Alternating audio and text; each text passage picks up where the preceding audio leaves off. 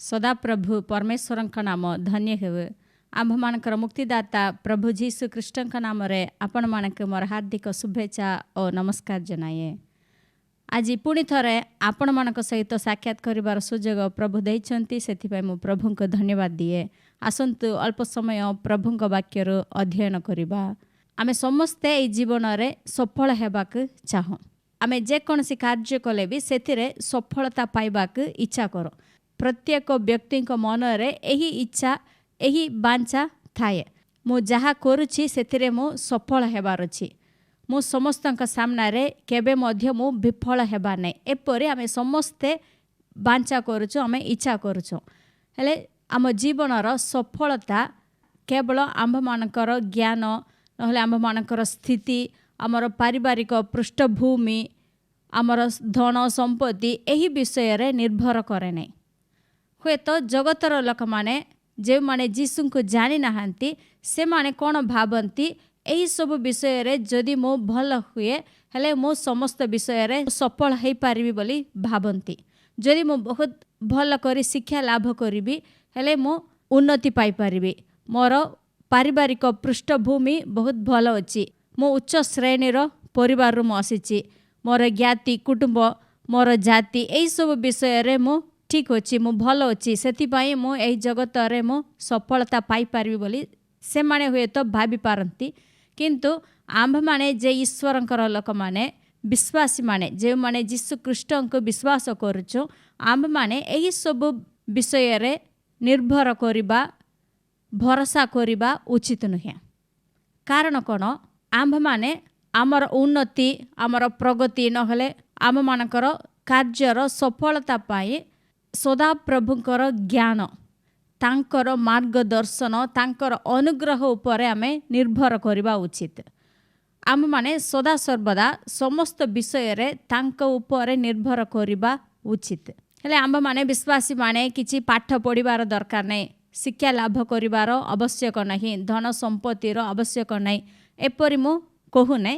କିନ୍ତୁ ଏହିସବୁ ଥିଲେ ମଧ୍ୟ କେବଳ ଈଶ୍ୱରଙ୍କ ଅନୁଗ୍ରହ ଦ୍ୱାରା ଆମ୍ଭମାନେ ଉନ୍ନତି ହୋଇପାରିବ।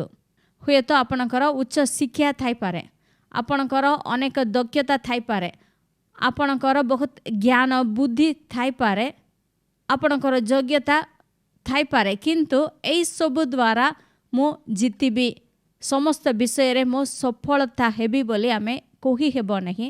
କେତେ ଲୋକମାନେ ଏପରି କହୁଛନ୍ତି, ମୁଁ ବହୁତ ପରିଶ୍ରମ କରିଥିଲି, ମୁଁ ବହୁତ ଚେଷ୍ଟା କରିଥିଲି, ମୁଁ ଏହା ପାଇବି ବୋଲି ମୁଁ ବହୁତ ଆଶା କରୁଥିଲି, ଏତେ ପରିଶ୍ରମ କଲା ପରେ ବି ଜଷ୍ଟ ମିସ୍ ହେଲା, ମୁଁ ଯାହା ପାଇବାର ଥିଲା ତାହା ଅନ୍ୟମାନେ ପାଇଲେ, ଏହି ସୁଯୋଗଟା ଜଷ୍ଟ ମିସ୍ ହେଲା ବୋଲି କହୁଛନ୍ତି। ଆପଣମାନେ ଶୁଣିଥିବେ, ଯଦି ଆମେ ଜୀବନରେ ପ୍ରଗତି ହେବାକୁ, ଆଗକୁ ବଢ଼ିବାକୁ ଚାହୁଁ ହେଲେ ଆମ୍ଭମାନେ ସଦାପ୍ରଭୁଙ୍କ ଠାରେ ଭରସା କରିବା ଉଚିତ। କାରଣ ସଦାପ୍ରଭୁ ହିଁ ଆମ୍ଭମାନଙ୍କୁ ସଠିକ୍ ସମୟରେ ସଠିକ୍ ସ୍ଥାନରେ ଠିଆ କରାଇପାରନ୍ତି।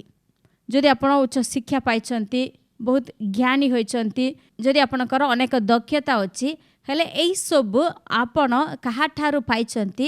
କେବଳ ଈଶ୍ୱରଙ୍କ ଠାରୁ ଆପଣ ପାଇଛନ୍ତି। ଏହା ଆମେ ବିଶ୍ୱାସ କରୁଛୁ। ଆମେ ଯାହା ପାଇଛୁ ସେସବୁ କେବଳ ଈଶ୍ୱରଙ୍କର ଅନୁଗ୍ରହ ଦାନ ବୋଲି ଆମେମାନେ ପାଇଛୁ, ତାହା ସ୍ୱୀକାର କରୁଛୁ। ଏସବୁ ମୋର ନିଜର ବୋଲି ଯଦି ଆମେ ଦର୍ପ କରିବା ହେଲେ ଆମେ ଏହି ଜଗତରେ କିଛି ମଧ୍ୟ କରିପାରିବୁ ନାହିଁ। ଏହି ଦକ୍ଷତା, ଏହି ସକ୍ଷମତା ସବୁ କେବଳ ଈଶ୍ୱରଙ୍କ ଠାରୁ ଆମେ ପାଇଛୁ। ହେଲେ ସେ ଜଣେ ହିଁ ଆମ୍ଭମାନଙ୍କୁ ସଠିକ୍ ସ୍ଥାନରେ ସଠିକ୍ ସମୟରେ ଠିଆ କରାଇପାରନ୍ତି। ଆପଣ ଯେଉଁ ସ୍ଥାନରେ ଯେଉଁ ସମୟରେ ରହିଲେ ଭଲ ହେବ, ଆପଣଙ୍କର ମଙ୍ଗଳ ହେବ, ତାହା ସେ ଜଣେ ଜାଣନ୍ତି। ଆଜି ଆମର ଏହି ଅଧ୍ୟୟନର ପ୍ରସଙ୍ଗ ହେଲା ସଠିକ୍ ସମୟରେ ସଠିକ୍ ସ୍ଥାନରେ। ସଦାପ୍ରଭୁ ଆପଣଙ୍କୁ ଓ ମୋତେ ସଠିକ୍ ସମୟରେ ସଠିକ୍ ସ୍ଥାନରେ ଠିଆ କରାଇବାକୁ ଚାହାନ୍ତି।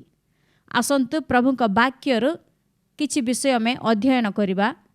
ଆଦି ପୁସ୍ତକ 24 ଅଧ୍ୟାୟରେ ଅବ୍ରାହମଙ୍କ ବିଷୟରେ ଲେଖା ହୋଇଛି।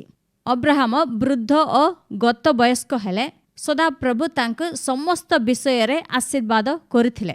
ଆପଣା ବୃଦ୍ଧା ଅବସ୍ଥାରେ ଅବ୍ରାହମ ତାଙ୍କର ଘରର ଦାସଙ୍କୁ ଡାକି କହିଲେ, 2 ପଦରେ ଏପରି ଲେଖା ହୋଇଛି, एनु से अपना गृहर सर्व कार्याध्यक्ष वृद्ध दास को कहिले मु विनय करुअछि तुम्भे मो जंगरे हस्त दियो।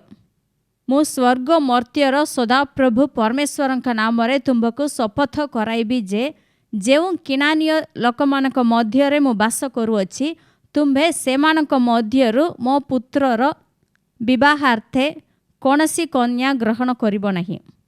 मात्र तुम्भे आंभ देशीय ज्ञाति मानक निकटक जाई मो पुत्र इसाक निमंते कन्या आनिब।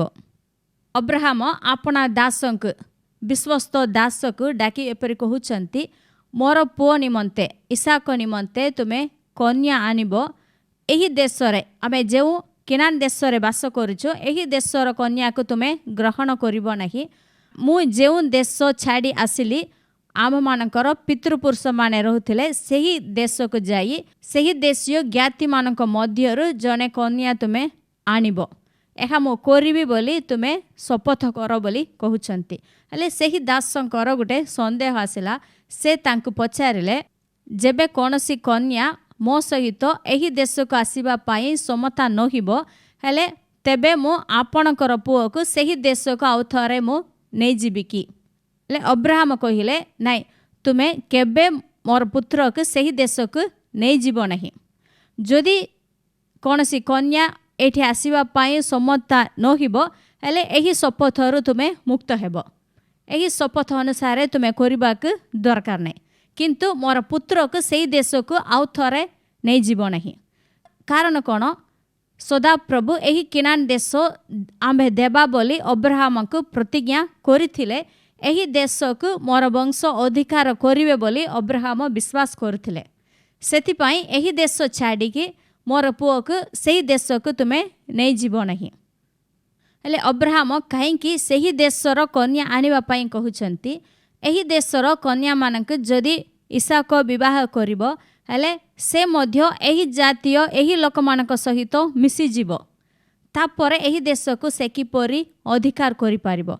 सेति पई अब्राहम कहिले तुमे एठिरो कन्या मानक ग्रहण करिवो नाही मोर देशीय सेही ज्ञाति मानक मध्यरु कन्या आनिबो बोली तांको कहिथिले। अब्राहम तांको दास को कहिले जेउ सदा प्रभु मते सेही स्थानरु आह्वान करिथिले एठी मते आनिचंती मते एही प्रतिज्ञा देइचंती सेही सदा प्रभु तुम अग्रगते आपना दूत पठाइबे। तुमर यात्रा रे तुम आगरे आपना दूत पठाइबे तोहिरे तुम्हे मो पुओ पाई सेठिरु कन्या आनी पारिबो। सदा प्रभु एही विषय रे सहाय्य करिवे बोली अब्राहम विश्वास करथिले।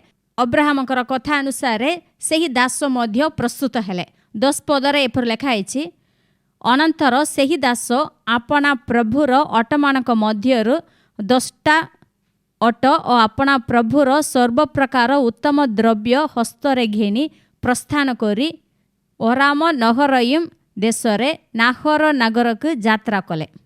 जेउ नाहर नगररु अब्राहम आसीथिले सेही नगरक जीवा पाए से प्रस्तुत कले। सर्व प्रकार उत्तम वस्तु नेकी जाउछंती कन्या खोजिबा पाए से जाउछंती। एबे से दास कोन करूछंती सेही नगर पाखरे आसला परे सेठारे गुटे कूप थिला। 13 पदरे एपर से प्रार्थना करंती देखो मो एही कूप निकटरे छिड़ा हेउछि आउ एही नगरवासी मानक कन्यागण जल नेबा पाई आसुछंती। सेमानक मध्यरु कोनसी कन्याक तुम्बे आपना कलश नुआई मते जल पान कराओ। एही कथा कहिले से जेबे कहिबो पान कर मो तुम्भर अटमानक ही पान कराइबी तेबे से तुम्भ दास इसाक निमंते तुम्भर निरूपिता कन्या हेउ तोहिरे तुम्भे मो प्रभुंक प्रति अनुग्रह करिवछ एहा मु जानिबी। अब्राहमक दास एबे ईश्वरंक हस्तरे एही विषय को समर्पित करुचंती कारण से जानि पारिबे नै जेउ झियो को मो इसाकंक पाई मो नै जीबी ताहा से जानि नाहांती। एही विषय रे मोर ज्ञान नहीं तुमे मो प्रभुंक प्रति अनुग्रह करुच ताहा मो जानिबा पाई मो गुटे कार्य करिबी। एबे अनेक झियो माने आसुचंती सेमानक मध्यरु जदि मो जनक जेतेबेले मो पानी मागिबी जेउ झियो मते पानी देबो और मोर अटमानक पाई मध्य पानी काढी देबो ସେହି ଝିଅ ହିଁ ଇସାକ ନିମନ୍ତେ ତୁମର ନିରୂପିତା କନ୍ୟା, ଏହାକୁ ମୁଁ ଜାଣିବି ବୋଲି ସେ ପ୍ରାର୍ଥନା କରୁଛନ୍ତି। ଏହି ବିଷୟକୁ ଆମେ ମଧ୍ୟ ଜାଣିବାର ଅଛି, ଶିଖିବାର ଅଛି ଯେ ଯେଉଁ ବିଷୟରେ ଆମେ ମନୋନୀତ କରିବାକୁ ଜାଣୁନାହୁଁ, ଯେଉଁ ବିଷୟରେ ମୁଁ ଯାହା ବାଛିବି, ମୁଁ ଯେଉଁ ପଥରେ ଗଲେ ଭଲ ହେବ, ଏହି ବିଷୟରେ ଆମେ ଯେତେବେଳେ ଜାଣିବୁ ନାହିଁ, ସେହି ସମୟରେ ସେହି କାର୍ଯ୍ୟକୁ ଈଶ୍ୱରଙ୍କ ନିକଟରେ ତାଙ୍କ ହସ୍ତରେ ଆମେ ସମର୍ପଣ କରିଦେବା ଉଚିତ। ହେଲେ ଏହି ଦାସ ଈଶ୍ୱରଙ୍କ ଠାରେ ପ୍ରାର୍ଥନା କରୁଛନ୍ତି। ତାପରେ 15 ପଦରେ ଏପରି ଲେଖା ହେଇଛି, ଏହି କଥା କହୁ କହୁ ଅବ୍ରାହମଙ୍କର ନାହର ନାମକ ଭ୍ରାତାର ଭାର୍ଯ୍ୟା ମିଲ୍କାର ପୁତ୍ର ଯେ ବଥୁଏଲ, ତାହାର କନ୍ୟା ରିବିକା ସ୍କନ୍ଧରେ କଳସ ଘେନି ବାହାରି ଆସିଲା। ସେହି କନ୍ୟା ପରମ ସୁନ୍ଦରୀ ଓ ଅବିବାହିତା ଓ କୌଣସି ପୁରୁଷର ଉପଭୋକ୍ତା ନଥିଲା। ଏଠି ଲେଖା ହେଇଛି, ଏହି କଥା କହୁ କହୁ, ଯେତେବେଳେ ସେ କହୁଥିଲେ ସେ ରିବିକା ଏବେ ଆସିଲା। ଏଇଠି ଆମେ ଦେଖିବାର ଅଛି ଅବ୍ରାହମଙ୍କର ଦାସ ଯେଉଁ ସମୟରେ ସେଠି ପହଞ୍ଚିଲେ, ସେହି କୂପ ନିକଟରେ ପ୍ରାର୍ଥନା କରୁଥିଲେ, ସେହି ସମୟ ଆଉ ରିବିକା ଆସିବାର ସମୟ, ଏହି ଦୁଇଟି ସମୟ ସମାନ ଥିଲା। ଠିକ୍ ସମୟରେ, ସଠିକ୍ ସମୟରେ ରିବିକା ସଠିକ୍ ସ୍ଥାନରେ ପହଞ୍ଚିଲା। ସଦାପ୍ରଭୁ ଆମ୍ଭମାନଙ୍କୁ ସଠିକ୍ ସମୟରେ ସଠିକ୍ ସ୍ଥାନରେ ପହଞ୍ଚାଇବେ। ହେଲେ ଅବ୍ରାହମଙ୍କର ଦାସ ଏହି ଗାଁରେ କାହାକୁ ମଧ୍ୟ ସେ ଜାଣିନଥିଲେ, ଚିହ୍ନି ନଥିଲେ, କିନ୍ତୁ ସେ କେବଳ ଈଶ୍ୱରଙ୍କ ଠାରେ ବିଶ୍ୱାସ କରୁଥିଲେ। ଅବ୍ରାହମ ତାଙ୍କୁ କହିଥିଲେ, ସଦାପ୍ରଭୁ ତୁମ୍ଭ ଆଗେ ଆପଣା ଦୂତ ପଠାଇବେ, ସେହି ଦୂତ ତୁମକୁ ଚଳାଇବେ, ତୁମକୁ ଆଗକୁ କଢ଼ାଇ ନେବେ ବୋଲି ସେ ଅବ୍ରାହମ କହୁଥିଲେ। ତାଙ୍କର ବାକ୍ୟ ଅନୁସାରେ ଏଠି ଏବେ ସେ ପ୍ରାର୍ଥନା କରୁଛନ୍ତି। ସେହି ଠିକ୍ ସମୟରେ ରିବିକା ସେ ସ୍ଥାନରେ ପହଞ୍ଚିଲା। ସେ ଯେତେବେଳେ ତାକୁ ପାଣି ମାଗିଲେ, ସେ ପାନ କରନ୍ତୁ ବୋଲି ତାଙ୍କୁ ପାଣି ଦେଲା, ଆଉ ତାପରେ ମଧ୍ୟ କୂପରେ ଯାଇକି ପାଣି କାଢ଼ି କାଢ଼ି ଆଣିଲା। ତାଙ୍କର ଓଟ 10ଟା ଥିଲା, 10ଟା ଓଟ ସେ ଘେନି ଯାଇଥିଲେ, ସେହି ଓଟମାନଙ୍କୁ ମଧ୍ୟ ସେ ପାଣି ପିଆଇଲା। ହେଲେ ଆମେ ଜାଣିଛୁ ଓଟମାନେ ବହୁତ ପାଣି ପିଇବେ, ବହୁତ ଦୂରରେ ସେମାନେ ଯାତ୍ରା କରି ଆସିଛନ୍ତି, ସେମାନଙ୍କର ବହୁତ ଶୋଷ ଲାଗିଥିବ, ସମସ୍ତ ଓଟ ପାଇଁ ସେ ପାଣି ଦେଲା। ରିବିକାଙ୍କ ବିଷୟରେ ଲେଖା ହେଇଛି, ସେ ପରମ ସୁନ୍ଦରୀ। ହେଲେ ଅବ୍ରାହମଙ୍କର ଦାସ ସଦାପ୍ରଭୁଙ୍କ ଉପରେ ନିର୍ଭର କରୁଥିଲେ। ତାଙ୍କର ଯାତ୍ରାର ସଫଳତା ପାଇଁ ସେ କେବଳ ଈଶ୍ୱରଙ୍କ ଠାରେ ପ୍ରାର୍ଥନା କରୁଥିଲେ। ହେଲେ ଏଠାରେ ରିବିକା ଆସିଲା, ସେ ଅବ୍ରାହମଙ୍କର ଭାଇର ସେହି କୁଟୁମ୍ବର ଝିଅ ଥିଲା। ଅବ୍ରାହମଙ୍କର ଦାସ ଯାହା ଭାବିଥିଲେ, ଯେଉଁ ବିଷୟ ପାଇଁ ପ୍ରାର୍ଥନା କରୁଥିଲେ, ସେହି କାର୍ଯ୍ୟ ସବୁ ସେ କରିଲା। ତାଙ୍କୁ ମଧ୍ୟ ପାଣି ପିଆଇଲା, ଆଉ ଓଟମାନଙ୍କୁ ମଧ୍ୟ ସେ ପାଣି ଦେଲା। 20 ପଦରେ ଏପରି ଲେଖା ହେଇଛି, ତହିଁରେ ସେ ଶୀଘ୍ର କୁଣ୍ଡରୁ କଳସରୁ ଜଳ ଢାଳି ପୁନଶ୍ଚ ଜଳ କାଢ଼ିବା ପାଇଁ କୂପ ନିକଟକୁ ଧାଇଁ ଯାଇ ସମସ୍ତ ଓଟ ନିମନ୍ତେ ଜଳ କାଢ଼ିଲା। ତହିଁରେ ସେହି ପୁରୁଷ ତାହା ପ୍ରତି ସ୍ଥିର ଦୃଷ୍ଟି କରି ଅନାଇ ରହିଲା। ପୁଣି ସଦାପ୍ରଭୁ ତାହାର ଯାତ୍ରା ସଫଳ କରିବେ କି ନାହିଁ, ତାହା ଜାଣିବା ନିମନ୍ତେ ନୀରବ ରହିଲା। ଅବ୍ରାହମଙ୍କର ଦାସ ଏସବୁ ଦେଖୁଛନ୍ତି। ସେ ଧାଇଁ ଧାଇଁ ଯାଉଛି, ସେ କୂପରୁ ପାଣି କାଢ଼ି ଆଣିଲା, ଓଟମାନଙ୍କୁ ଦେଉଛି। ଏହିସବୁକୁ ସେ ନୀରବରେ ଦେଖୁଛନ୍ତି, ଆଉ ସେ ଭାବୁଛନ୍ତି ମୋର ସଦାପ୍ରଭୁ ମୋର ଯାତ୍ରା ସଫଳ କରିବେ କି ନାହିଁ, ଏଇଟା ମୁଁ ଜାଣିବି ବୋଲି ସେ ନୀରବ ରହିଲେ। ତାପରେ ତାକୁ ପଚାରିଲେ, ତୁମେ କାହାର ଝିଅ ବୋଲି, ତାହାପରେ ହିଁ ସେ ପଚାରିଲେ। ଆଉ ତା ପାଇଁ କାନରେ ହାତରେ ପିନ୍ଧିବା ପାଇଁ ଅଲଙ୍କାର ସବୁ ସୁନାର ଜିନିଷ ତାକୁ ଦେଇଥିଲେ। ତାହାପରେ ତାଙ୍କ ଘରେ ଯାଇକି କଥାବାର୍ତ୍ତା ହେଇଥିଲେ। ସେମାନେ ମଧ୍ୟ ସମ୍ମତ ହେଲେ।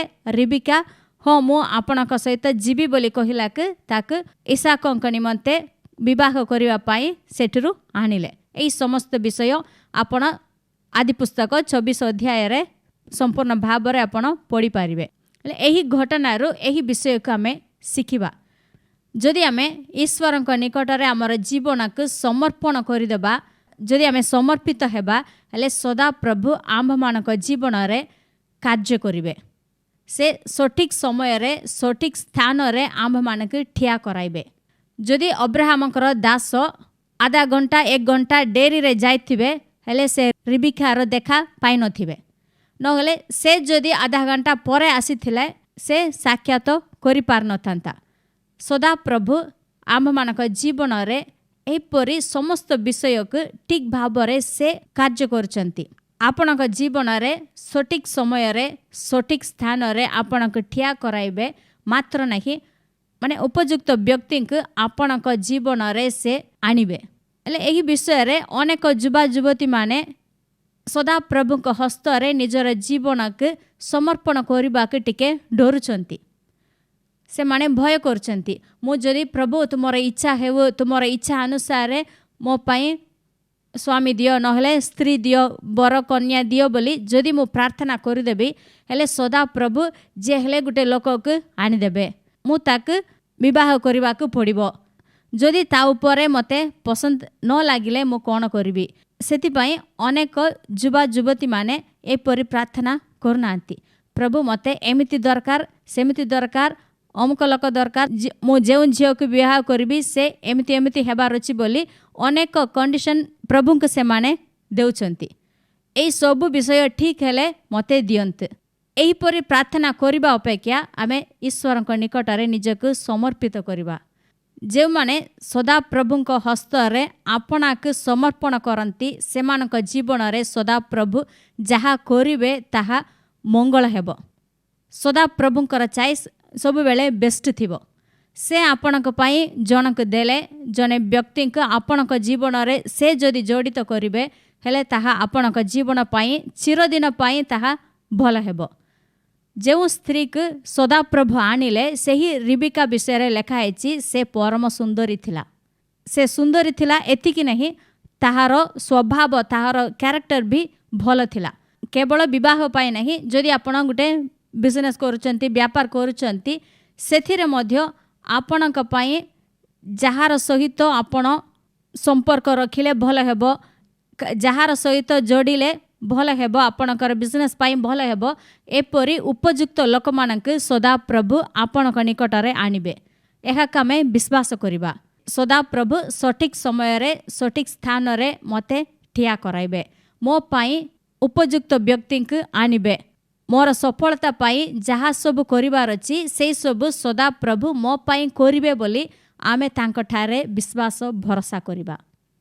अब्राहम कर दास परी प्रार्थना कले हेबो कि मु भी तो प्रार्थना करछि हेले मु किपरि एहा जानि परिबी मोर जीवनर उन्नति पाई जेउ विषय भल हेबो मु केमिति एटा मनोनीत करिबी मु केमिति एटा जानिबी बोली आमे अनेक समय रे चिंता करिताउ। सदा प्रभु अपना पवित्र आत्मा के द्वारा प्रेरणा देवे। कारण जदि आपण विश्वासी होइचंती आपणकर आत्मा रे ईश्वरकर आत्मा संयुक्त होइचंती।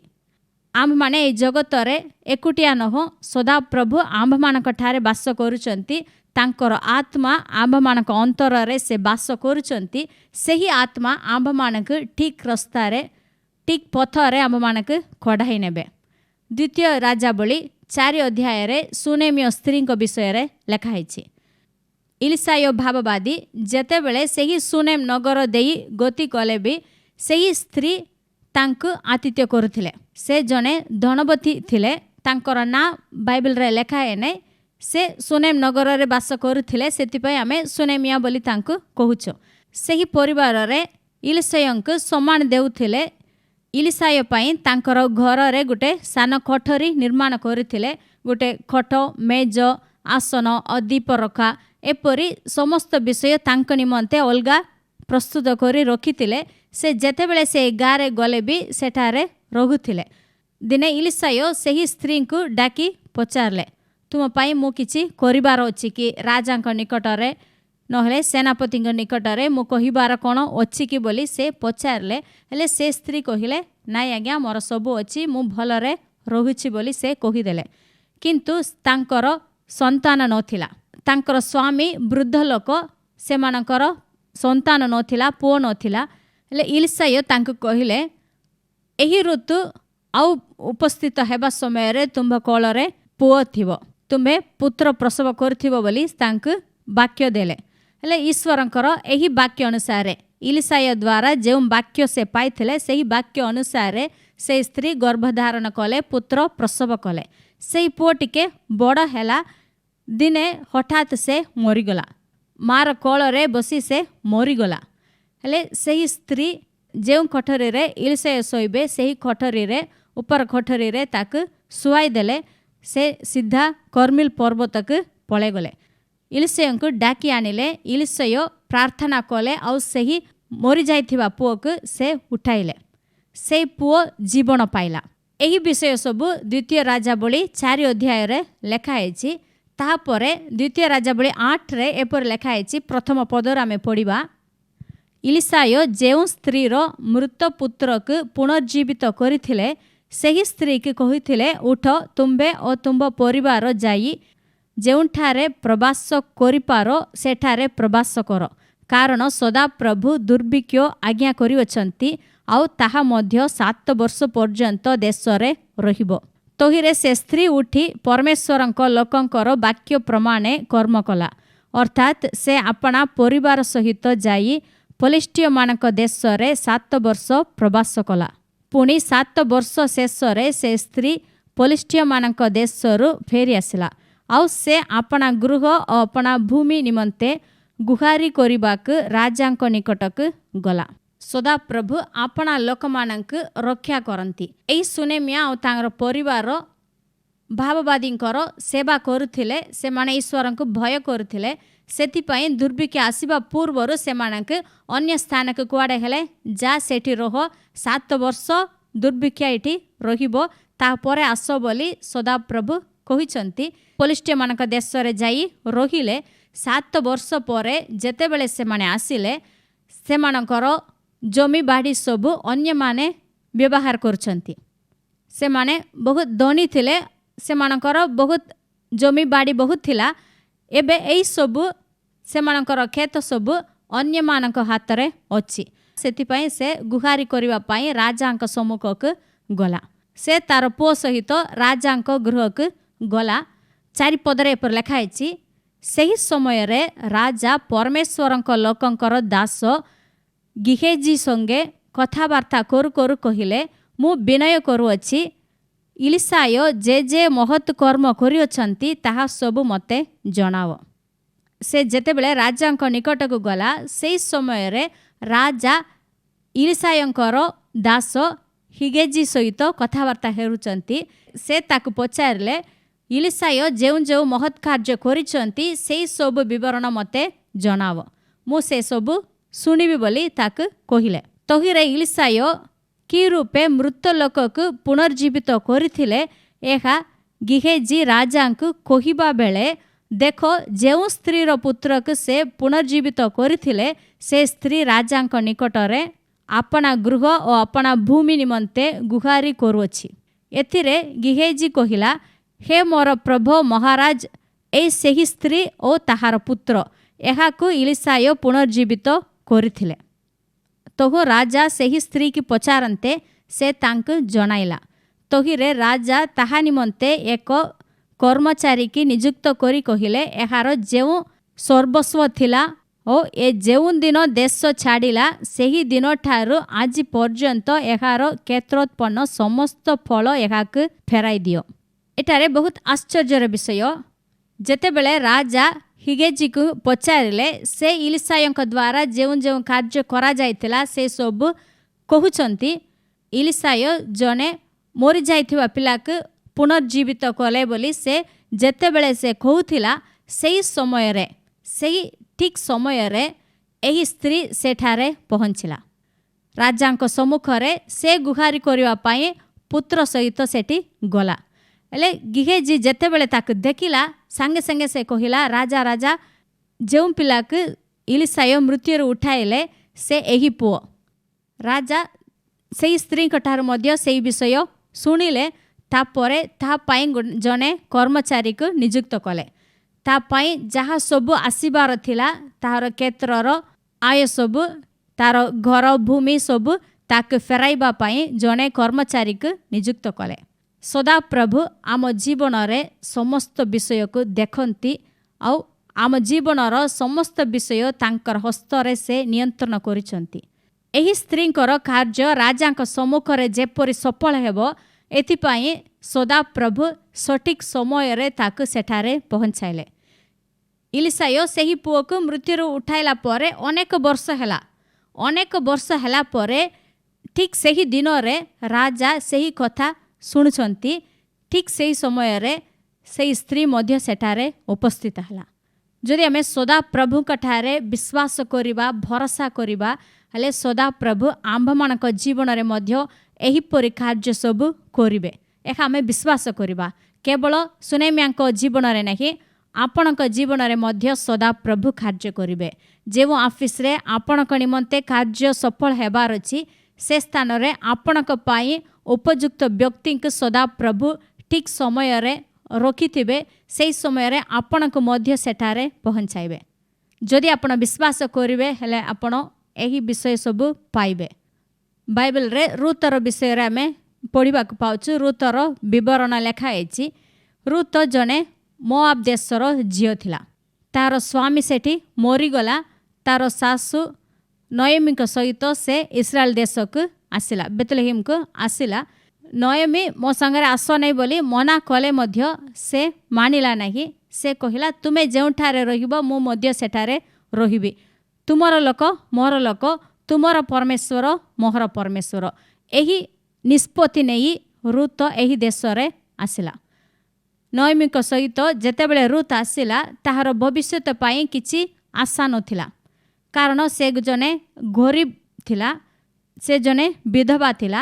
ମୋଶାଙ୍କର ବ୍ୟବସ୍ଥା ଅନୁସାରେ ଇସ୍ରାଏଲମାନେ ମୋଆବ ଦେଶର ଲୋକମାନଙ୍କୁ ଗ୍ରହଣ କରିବେ ନାହିଁ, ସେମାନଙ୍କ ସହିତ ମିଳାମିଶି କରିବେ ନାହିଁ। ସେଥିପାଇଁ ଏହି ଦେଶରେ, ଇସ୍ରାଏଲ ଦେଶରେ ରୁତ ବଞ୍ଚିବା, ରୁତ ସଫଳ ହେବା ଟିକେ କଷ୍ଟକର ବିଷୟ ଥିଲା। ତାହା ସମ୍ଭବ ନଥିଲା।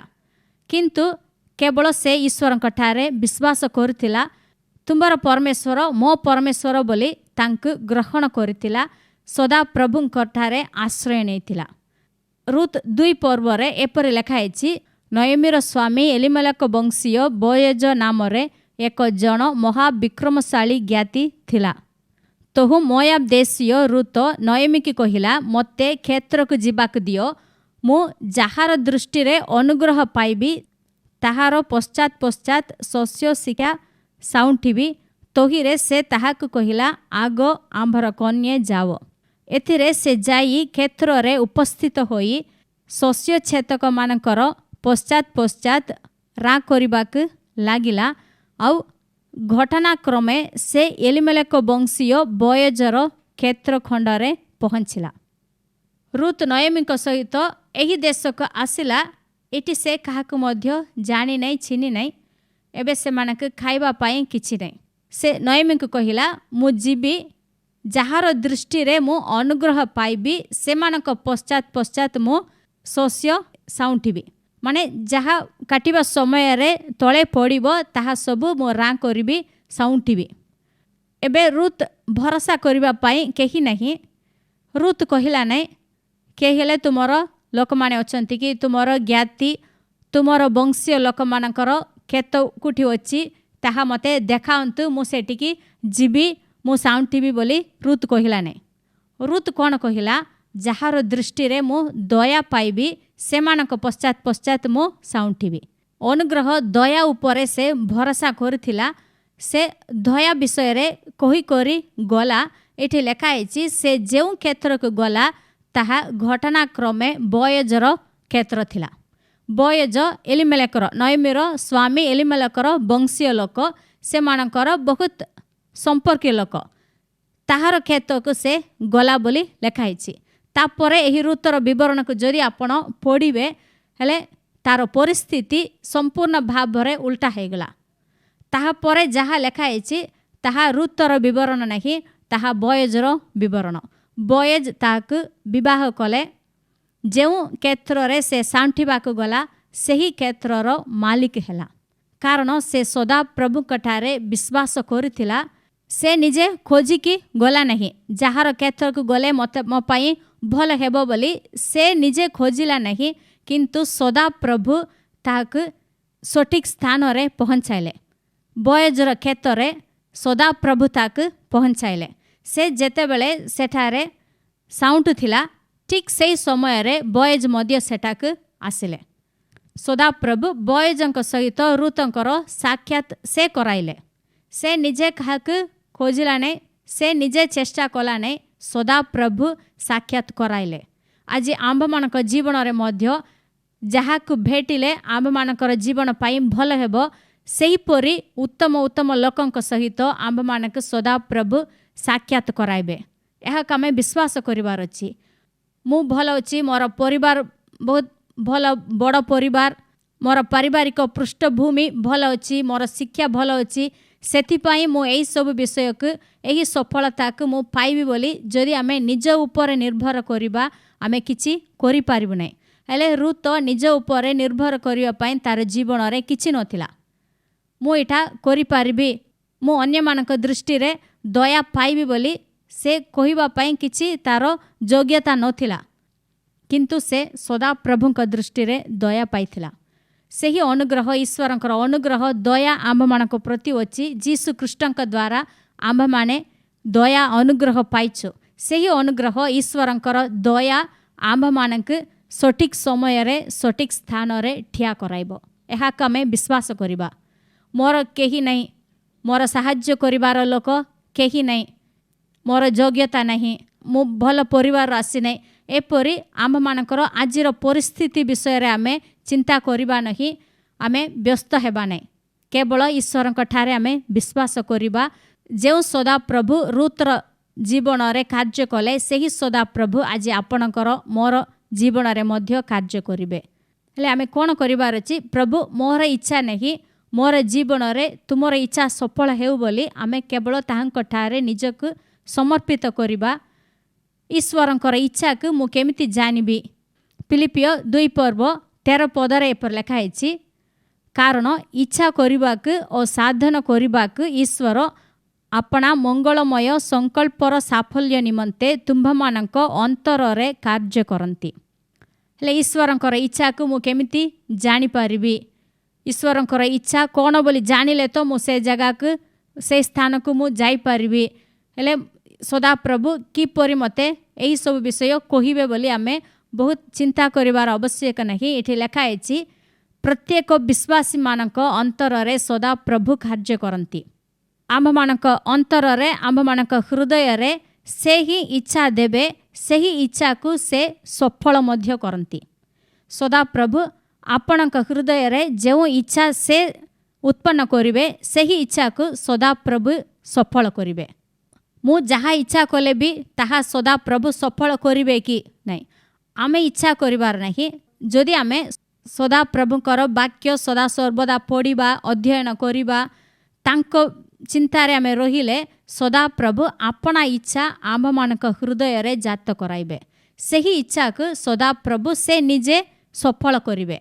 ତାହାଦ୍ୱାରା ଆମେ ଜୀବନରେ ସଫଳତା ପାଇପାରିବୁ। ହେଲେ ଅନେକ ସମୟରେ ଆମେ କ'ଣ ଭାବୁଛୁ? ମୁଁ କେମିତି ଈଶ୍ୱରଙ୍କର ରବ ଶୁଣିବି? ଈଶ୍ୱରଙ୍କ ରବ ଶୁଣିବା, ତାଙ୍କର କଥା ଶୁଣିବା ବହୁତ କଷ୍ଟ ବୋଲି ଆମେ ଭାବୁଛୁ। କିନ୍ତୁ ଯୋହନ 10:27 ଯୀଶୁ କହୁଛନ୍ତି, ମୋ ମେଷ ସବୁ ମୋହର ସ୍ୱର ଶୁଣନ୍ତି ଓ ମୁଁ ସେମାନଙ୍କୁ ଜାଣେ, ଆଉ ସେମାନେ ମୋହର ପଛେ ପଛେ ଚାଲନ୍ତି। ଜଣେ ଖ୍ରୀଷ୍ଟିଆନ ଜୀବନଯାପନ କରିବା ବହୁତ କଷ୍ଟକର ବିଷୟ ନାହିଁ, କାରଣ ସେ ଆମ୍ଭମାନଙ୍କର ମେଷ ପାଳକ ଅଟନ୍ତି। ସଦାପ୍ରଭୁ ମୋର ମେଷ ପାଳକ, ମୁଁ ତାଙ୍କର ମେଷ। ସେ କହୁଛନ୍ତି, ମୋର ମେଷ ସବୁ ମୋର ସ୍ୱର ଶୁଣନ୍ତି। ଯଦି ଆପଣ ତାଙ୍କର ମେଷ, ତାଙ୍କର ପଲର ମେଷ ହୋଇଛନ୍ତି, ହେଲେ ଆପଣ ଆରାମରେ ତାଙ୍କର ସ୍ୱର ଶୁଣିପାରିବେ। ହେଲେ ଆମେ ବ୍ୟସ୍ତ ହେବା ନାହିଁ।